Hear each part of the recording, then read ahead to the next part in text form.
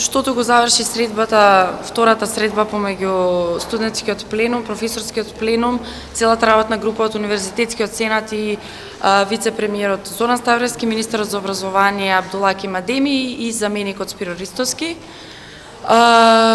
Студентскиот пленум ги пренесе внатре на средбата, го пренесе барањето за интегрално нов закон за високо образование.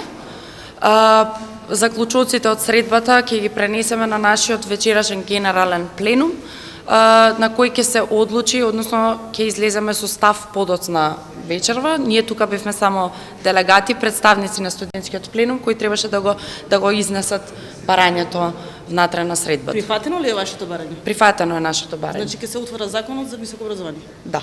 Без државен испит? Значи, како што реков, после средбата ќе излезе и ректорот сега со изјава, ние вечерва после генералниот пленум. Продолжувате ли со автономна зона? По генералниот пленум ќе можам да ви ги одговорам сите овие прашања.